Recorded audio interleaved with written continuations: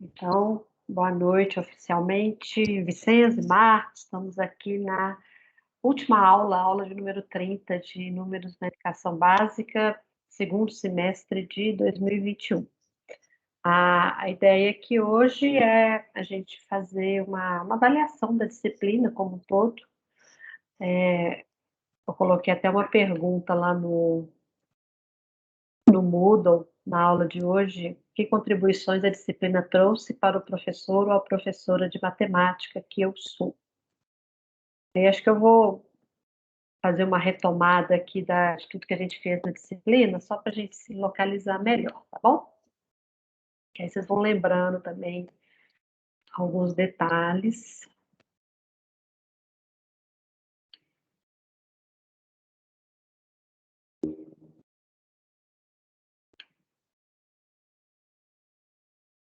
Vocês já estão vendo aí o Moodle? Sim, tudo certo. Beleza.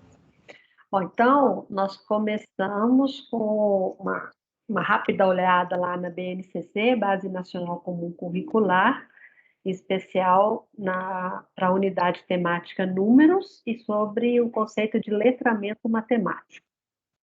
E logo em seguida, a gente discutiu o conceito de numeramento, de práticas de numeramento, a partir do artigo da Ana Rafaela Ferreira e Maria da Conceição Fonseca, no artigo Práticas de Numeramento do Ensino Médio da EJA, Reflexões para a Sala de Aula. E aí, em seguida, a gente fez um confronto aí dessas ideias, né? Números na BNCC, letramento matemático, numeramento. Foi um início, né? Um pontapé inicial para a discussão do tema da disciplina, que é o ensino de números, né? De conjuntos numéricos, operações. E aí, depois, a gente entrou nas unidades relativas mais diretamente com a disciplina, que são os conjuntos numéricos, né? Começamos com o problema da contagem, números naturais e operações, uma exposição que eu fiz a partir, tendo por base o livro Conceitos Fundamentais da Matemática, do Bento de Jesus Caraça. Em seguida, nós tivemos uma oficina sobre envolvendo calculadora simples. Então a ideia era trabalhar com o conjunto dos números naturais e operações usando uma metodologia ligada à tecnologia mais simples, né, que uma tecnologia simples, que são as calculadoras. Depois a gente teve uma discussão teórica do artigo da Maria do Carmo Domide de Mendonça sobre a intensidade dos algoritmos nas séries iniciais, uma imposição sócio-histórico-estrutural ou uma opção valiosa. Então, aí a gente estava discutindo a questão dos algoritmos envolvidos nas operações, principalmente aí com os números naturais, nas séries, nos anos iniciais do ensino fundamental. Aí depois a gente fez uma aula síntese sobre esses conteúdos, né? O problema da contagem, a oficina com a calculadora simples e o artigo da Maria do Carmo. E aí, para fechar essa segunda unidade, né, a gente teve seminário sobre cálculo mental, das duas turmas, que teve como referência o artigo Cálculo Mental em Questão, Fundamentação Teórica e Reflexões, da Kelly Conte e Laís Nunes. Aí começamos a terceira unidade, ou né, o segundo tópico relativo aos conjuntos numéricos, e começamos com a parte prática, com a oficina sobre proporcionalidade e sala de aula invertida. Eu sempre tento, nessas oficinas, colocar o conteúdo matemático junto com uma metodologia, uma metodologia de ensino, né? Então, no primeiro for números naturais com calculadoras, aqui proporcionalidade e sala de aula invertida.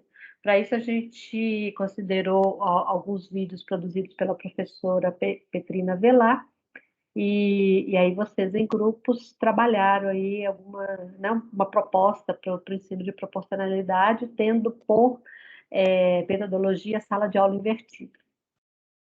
Isso foi feito em uma semana, né?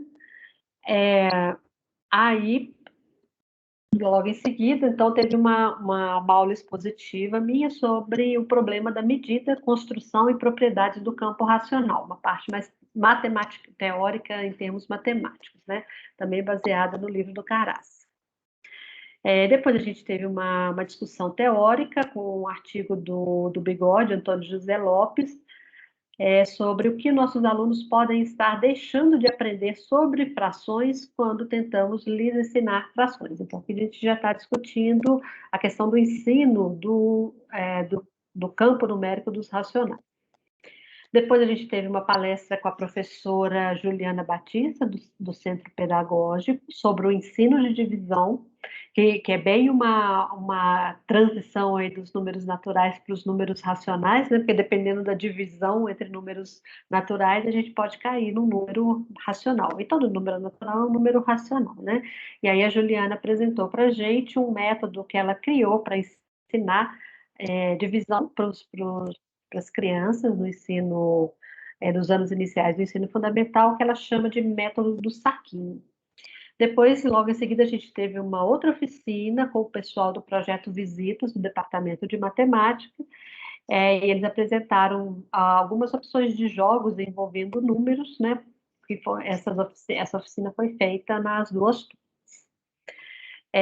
Depois a gente teve uma aula para relacionar todos esses assuntos, esses tópicos relativos aos números racionais, né?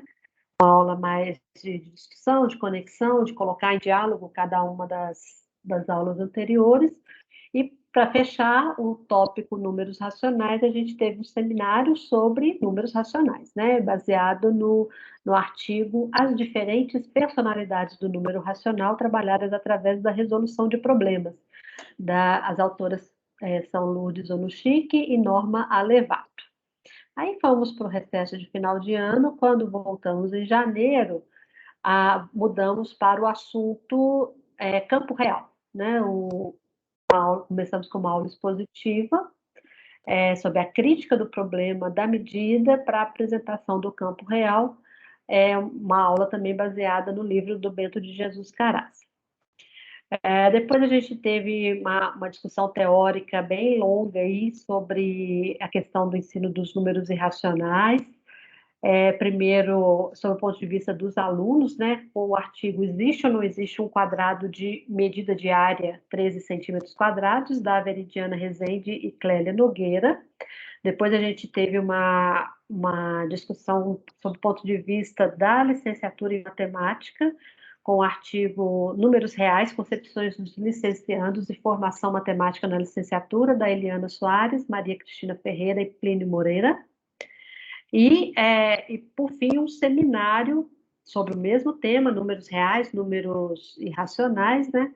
Que aconteceu também nas duas turmas, a partir de um artigo, o ensino de números irracionais na educação básica e na licenciatura em matemática, um círculo vicioso está em curso, que aí relaciona o ensino de números irracionais nesses dois níveis, né? Na educação básica e na licenciatura. Os autores Geraldo Broeto e Vânia Santos Wagner. Depois a gente teve, então, uma aula síntese sobre esse tópico, números reais, né? Onde a gente vai retomando todas as aulas anteriores, e aí entramos para o último tópico relativo aos números, que é exatamente sobre os números relativos, né?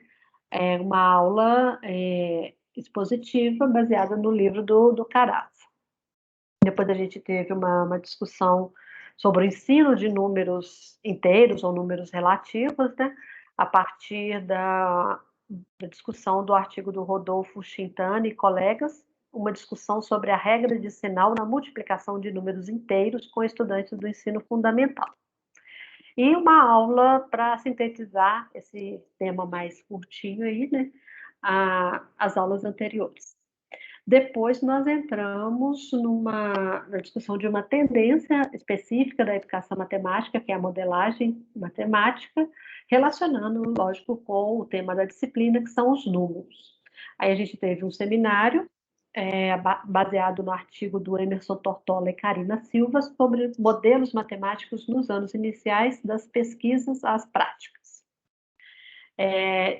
uma oficina, então, para colocar em prática as ideias aí da modelagem matemática. Foi uma oficina sobre a eficácia das vacinas contra a Covid-19. Vocês também fizeram em grupos. Então, aqui, mais uma vez, é uma oficina que conecta, né, uma tendência da educação matemática com números, que é o assunto da disciplina. E aí, para fechar o assunto, modelagem, a gente teve um bate-papo com o grupo de discussões sobre modelagem na educação matemática, que é um grupo que se dedica exatamente a esse tema. E aí, concluímos a parte mais teórica, né, da disciplina. Aí, aqui na aula passada, a gente teve um momento reservado para vocês trabalharem na produção do texto Imaginação Pedagógica, em que vocês se imaginam professores no futuro, usando o que a gente aprendeu aqui na disciplina. E a aula de hoje, né, para a gente refletir sobre as contribuições da disciplina para o professor ou a professora que eu sou. Resumindo, é isso. Aí chegou mais gente, aí Marco Túlio, aí Elisaias. Olá, boa noite. Boa noite. Oi, Elisaias, aproveitando que eu estou te vendo, tá baixo. Tá. Você manda para mim o texto da imaginação pedagógica, eu não recebi o seu. Tá. Você consegue mandar até amanhã, por favor? Sim, eu consigo. Beleza, então você pode Ô, mandar por Jussara, o e-mail. meu você recebeu, né? Recebi, Marco Túlio, recebi seu, do Ok. Marcos, do Vicenço, do Elisaias é que eu não recebi. Ok. Você tem meu e-mail, Elisaias? Eu acho que eu consigo procurar, mas se puder me passar, acho que vai ser Eu mais passo fácil. aqui que é mais fácil. Não demora muito, manda até amanhã, por favor, tá, Elisaias, que eu já estou lento. Tá bom.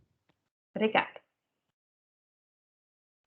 Bom, meninos, agora é com vocês. Quero ouvi-los sobre as percepções de vocês, críticas, sugestões, sobre o que a gente trabalhou aí ao longo da disciplina.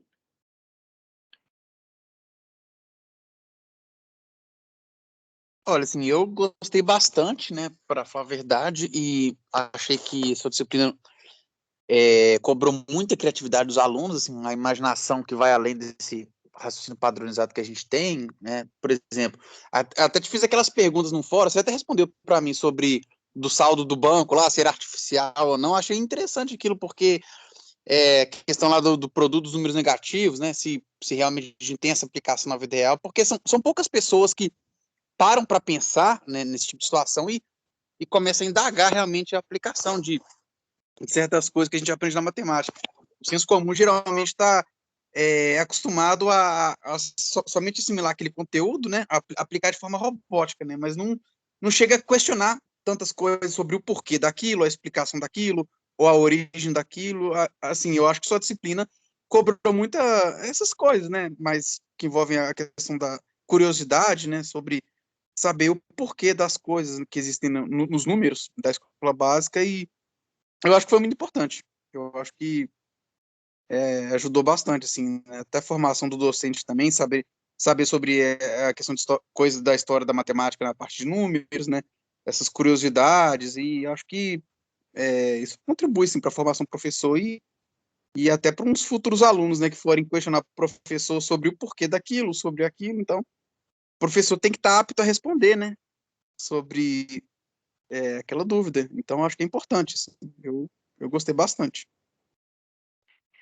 Obrigada, Marco Túlio. Mais do que curiosidade, a minha intenção era mostrar para vocês que a gente que números, né, são construções humanas, né? A Sim. matemática, os números, os conjuntos numéricos, as operações, as coisas, as propriedades são estabelecidas por um motivo social, por um motivo que vem da prática, né? Não é um mero capricho, assim, quiser 3 elevado a zero seja igual a 1. Não é um capricho, né? Não é algo arbitrário, é uma escolha feita de forma consciente, que tem a ver com tudo isso que a gente discutiu aqui ao longo da disciplina. É uma criação humana, matemática. Mas tem muita coisa na matemática ainda que você acha que é motivo de debate, que pode quebrar paradigma ou não? Você acha que a base está consolidada? Qual que é a sua opinião sobre essa parte? Não é minha área de pesquisa, eu não sou matemática, né? Eu não faço matemática como profissionalmente. Mas assim, sou colega de pessoas que fazem isso, e eles estão lá produzindo matemática. Existem questões em aberto, existe uma comunidade que pesquisa, que produz conhecimento relativo à matemática aplicada, né, que serve para resolver problemas de outros campos do conhecimento. Então, é um campo científico em plena efervescência, né? E que se produz cientificamente de matemática hoje é um bocado diferente da matemática que está na escola, né, na educação básica. Né? Essa está mais estabelecida, digamos assim, né? Mas é tudo chamado matemática, uma construção social que é feita por humanos e que está aí em plena produção. Muito interessante.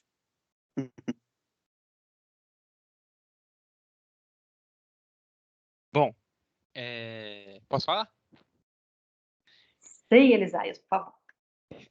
Primeiro, realmente, essa matéria trouxe, né, essa visão de que a matemática é algo criado pelos humanos, pelos seres humanos, que é um pouco diferente até do que eu pensava também.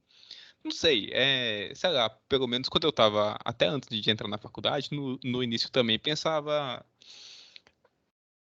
pode até ser que a matemática é uma ciência natural, mas só que criada pelos humanos. Mas também é para estudar a natureza. Na verdade, acho que nem não só a natureza, mas outras coisas também que vai além. É interessante isso para que eu acho que isso desmistifica um pouco a matemática, deixa ela um pouco mais palpável, não sei, ela não é aquela coisa assim meio que sobrenatural que só meio que inteligente consegue aprender o negócio já nasce. Não, é algo meio que mais é, mais humano mesmo, sem com tanto poder assim. Eu acho que é muito, acho que é até importante isso falar com alunos, porque meio que para tirar o medo deles também. Até nas coisas que eu vejo, alguns contatos que eu tenho de quando eu dou aula ou programas que eu participei, a gente tentou até abordar isso para que as pessoas, os alunos tivessem menos medo da matemática. E também para a gente abordar certos assuntos sem tendo um formalismo, sem ficar inventando muita coisa, fazer esse esforço para não cair meio que até no ciclo vicioso lá dos números irracionais. Eu acho que não é fácil, né? Mas é algo importante para se dar aula. Aqui com o tempo isso vai ficando melhor com o tempo.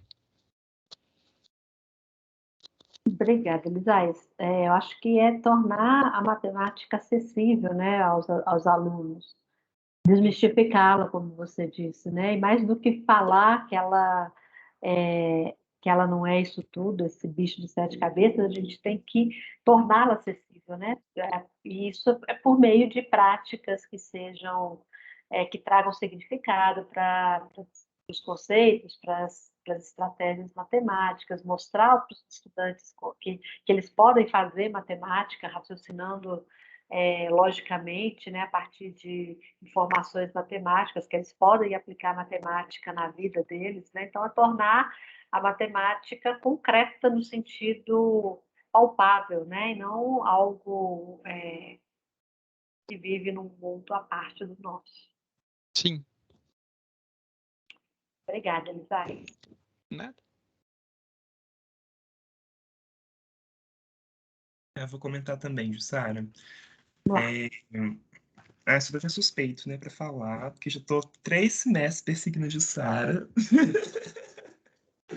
Mas, enfim, eu gostei bastante, Sara, da disciplina, do que a gente estudou, o que a gente leu, assim. Pensando que vocês comentaram aí sobre essa questão, né, da matemática ser alguma coisa, um conhecimento humano, me lembra muito daquelas nossas primeiras discussões, até que tinha não me lembro agora o artigo que falava sobre isso, mas comentava, bem no começo mesmo, que trazia um pouco da questão do zero. Eu acho que, se eu não me engano, era uma citação dentro daquele artigo que falava de duas alunas do ensino médio né, que estavam no Uhum, estudo de função, enfim, uma coisa do tipo.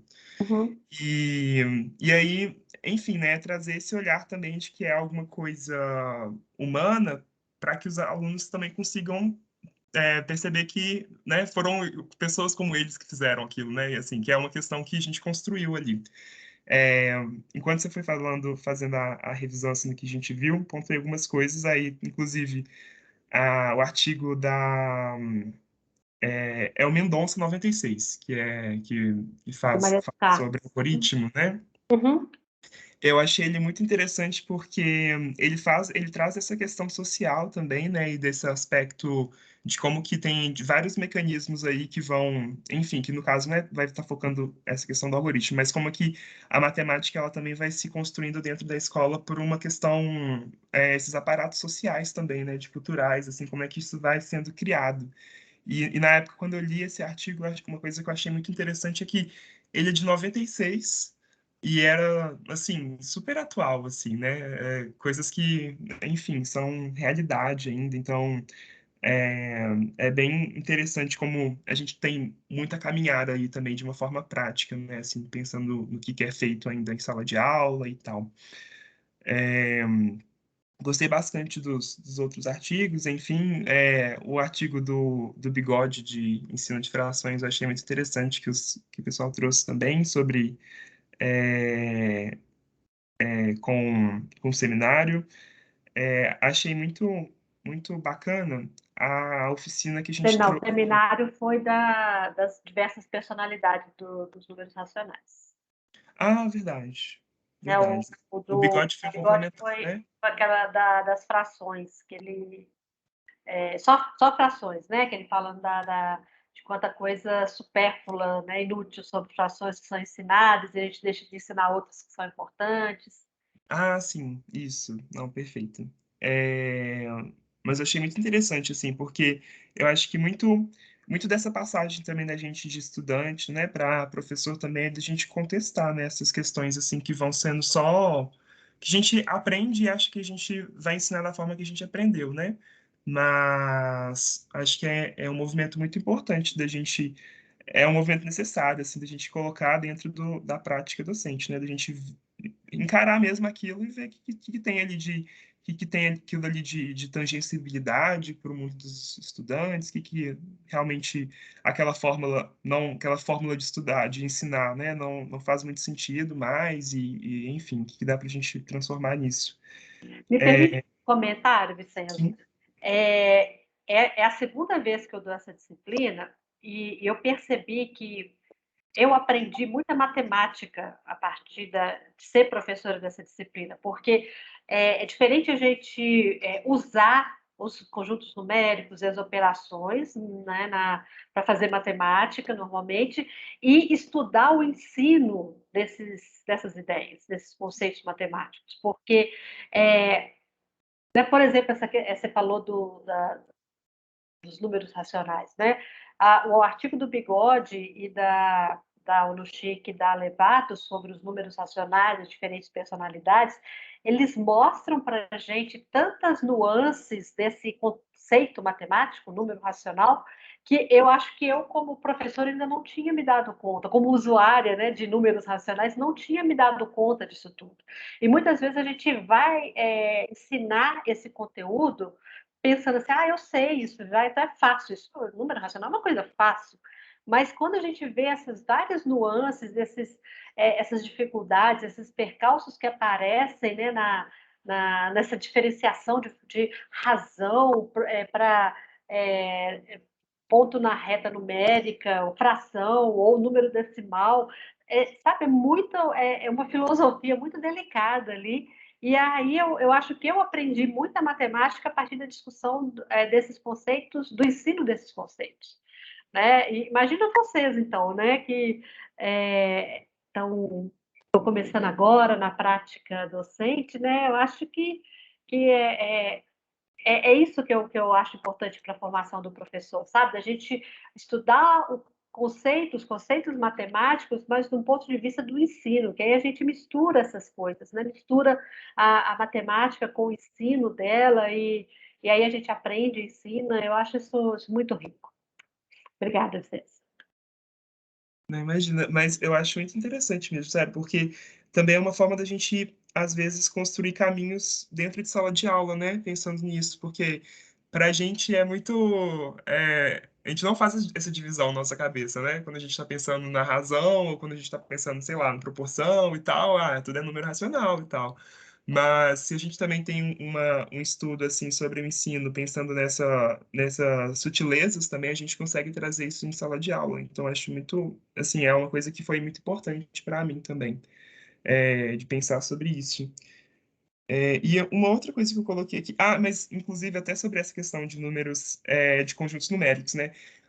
O meu grupo, a gente ficou com os números irracionais, eu acho que isso pegou muito forte para a gente também, de como que a gente realmente não estuda sobre esse olhar do ensino, né? Porque quando a gente vai parar para pensar para os números irracionais, eles são muito, né, assim, complexos, né?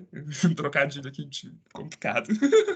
Mas os números irracionais, eles são um conceito muito, enfim, é bem delicado também da gente trazer isso, assim, né? Assim Muito como os abstrato. conjuntos. Muito Exato. abstrato se comparado com os racionais. Né? Como é que você vai confiar que esse negócio não vai acabar, assim, por exemplo, né? Que não vai ter infinitas casas, por exemplo. Acho que é questões muito é, sutis, assim mesmo, delicadas que a gente tem que pensar. Então, assim, para mim foi muito valioso.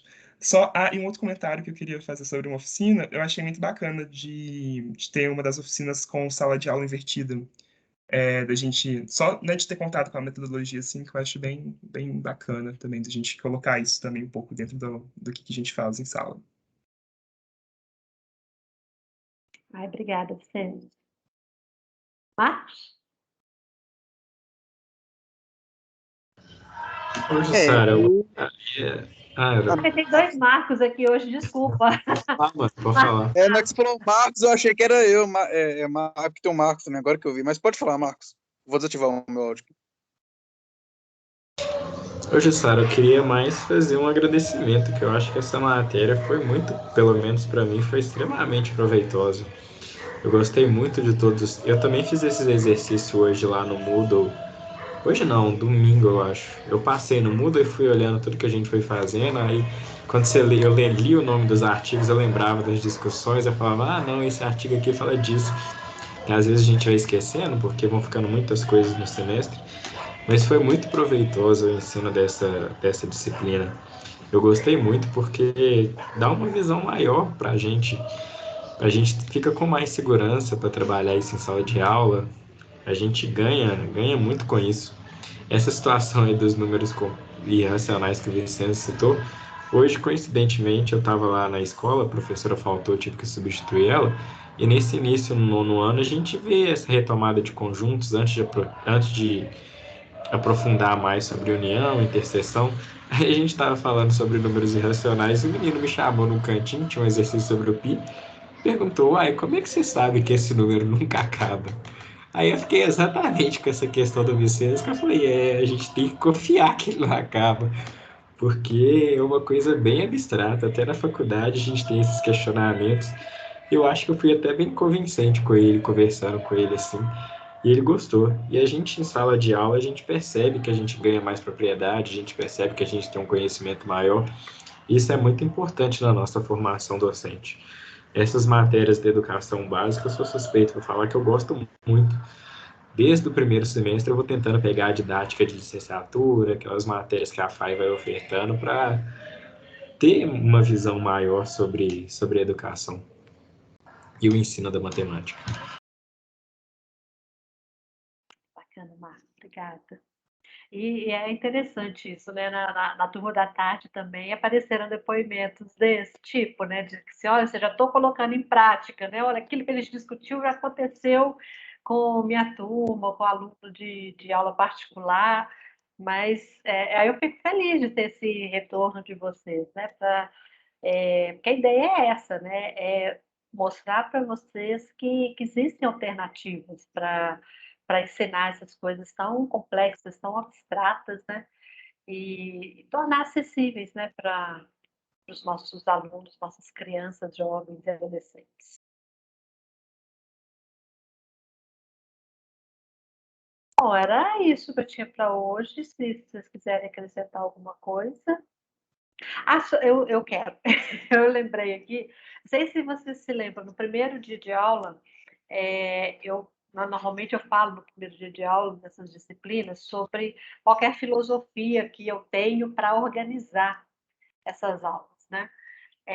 Bem inspirada em Paulo Freire, eu tento realizar um diálogo entre teoria e prática, né? Então, a gente tem discussões teóricas nos artigos, seja teóricas sobre educação, ou teóricas sobre matemática, ou sobre educação matemática, né, melhor dizendo, e práticas, né, do tipo oficinas, convidados trazendo práticas, jogos, estratégias, metodologias para a gente ver essas ideias teóricas sendo colocadas em prática, porque um professor não pode ficar só na sua prática querendo inventar coisa ali sozinho e nem ficar no mundo teórico abstrato, né? É importante que ele coloque esses mundos para dialogar. E eu tento colocar isso nessas disciplinas, né? Uma pequena amostra de cada coisa, né?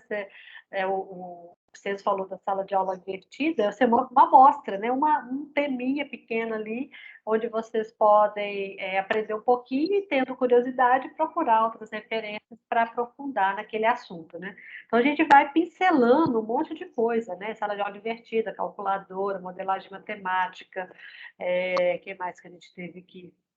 Jogos, história o tempo todo, né? História da matemática, passeando um pouquinho ao longo da disciplina, um pouco de investigações, resolução de problemas, investigações, que são metodologias que a gente pode usar para trabalhar, né, a matemática, não só números, né, mas quaisquer outros assuntos dentro da matemática.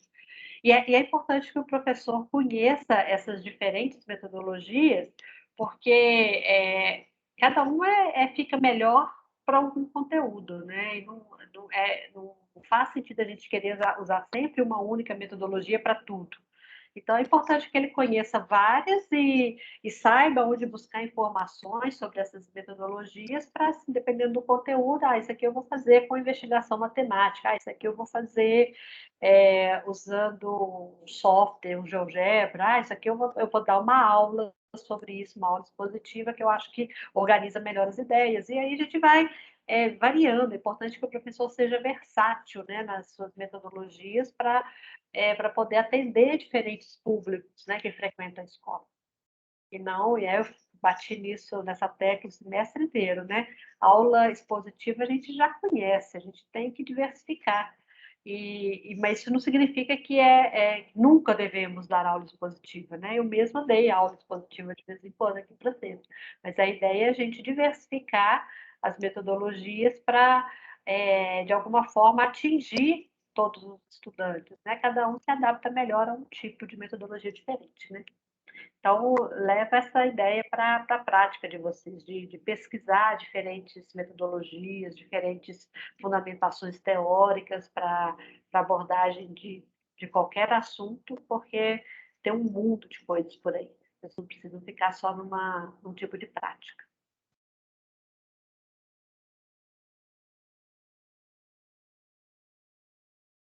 Ok? Oi. Só uma coisa, uma questão que eu estava pensando, que às vezes pesquisadores matemáticos, até pesquisadores antigos mesmos aí, eles eu acho, eu não sei não, pela visão que eu tenho, né, que eu acho que essa parte mais educacional é um pouco mais recente, uns séculos mais recente mesmo. E essas didáticas, métodos de ensino, eles favorecem também a produção de novos conteúdos científicos, até mais rígidos mesmo, mais formal, que aquelas pessoas do passado que conseguiu descobrir muita coisa, eles não tiveram tanto. Aí eles tiveram que forçar de uma certa forma, aí eles até aprender, não sei, alguma coisa assim. Esses métodos, eles também ajudam, são melhores para produzir conteúdos científicos? São Não duas só áreas, matemática. são duas áreas diferentes, né, Elisais? Aqui a gente está tratando do ensino de matemática, né? O que pode acontecer aqui, dando um chute, é que a gente vai tornar a matemática acessível para mais pessoas.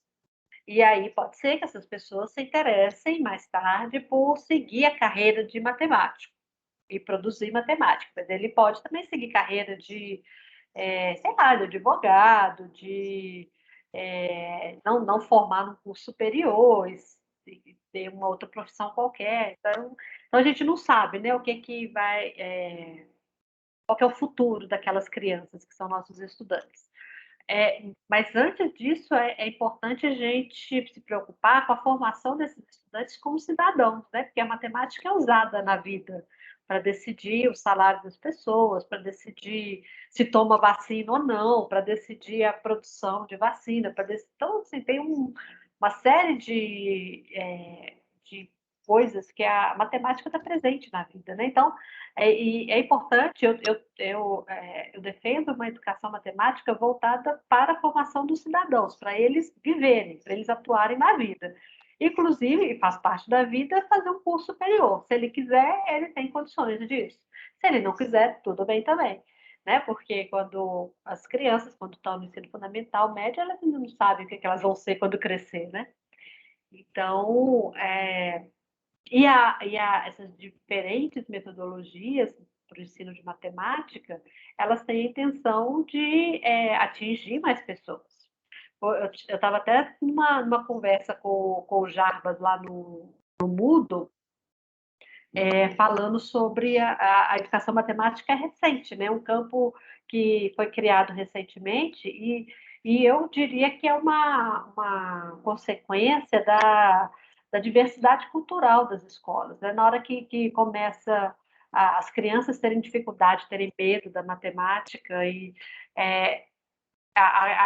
acabou sendo criado esse campo do conhecimento, não nasce do nada, né? Assim, aos poucos foram sendo criados estratégias diferentes, metodologias e pessoas que estudam aquelas coisas, e aí a comunidade vai crescendo, e aí a gente vai criando esse campo que se chama educação matemática, né?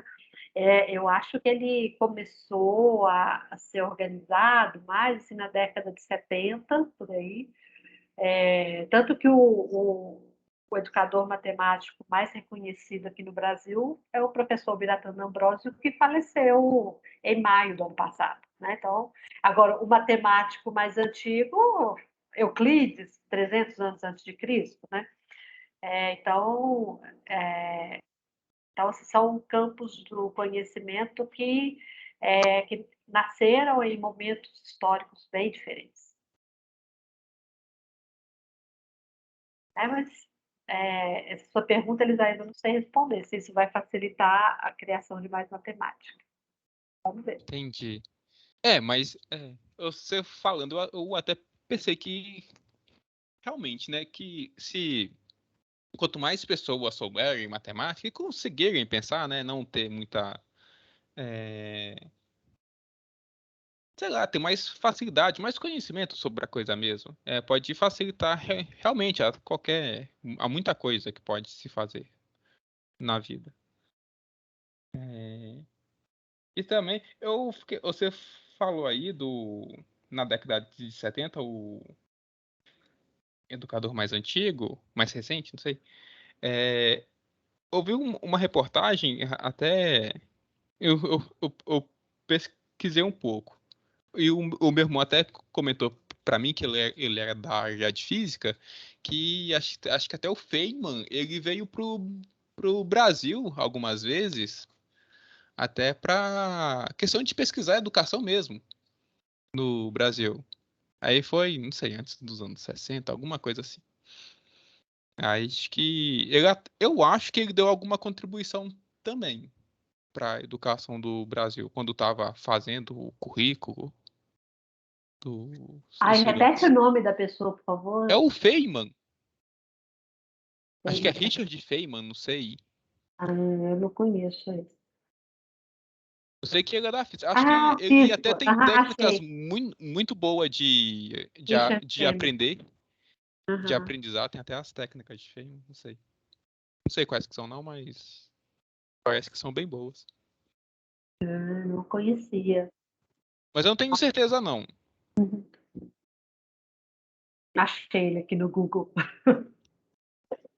Obrigada, Elisane.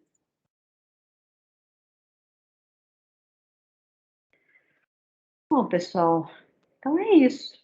Agradeço vocês pelos debates, pelas reflexões aqui. Eu acho que as disciplinas são as minhas preferidas, né? Para trabalhar com formação de professores de matemática, eu acho que é algo que me constitui muito como professora e eu sou muito grata a vocês pela participação aqui, pelo trabalho que a gente fez junto neste semestre.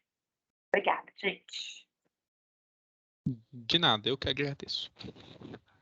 Obrigado, Sara, foi ótimo. Ô, professora, Oi, Mar. uma última coisa. No próximo semestre eu posso te mandar um e-mail para participar lá do grupo? Ou você já pode Sim. mandar agora e você já... Se você quiser, eu vou te mandar aqui o nome. Não, pode mandar um e-mail, eu te encaminha, porque tem um participante, o João Vitor, que ele que está organizando essa logística nesse semestre, e aí eu te encaminho para ele. Ah, não, tranquilo. Até o final da semana eu entro em contato. Falou, Marco. Obrigada. Então tá, Isaias, manda o texto lá, tá bom? Até amanhã. Tá pessoal. bom. Até. Então, Beleza. gente, um abraço. Obrigada. Tchau. Tchau, tchau. Tchau. Obrigado, gente. Tchau, gente. Um abraço. Abraço.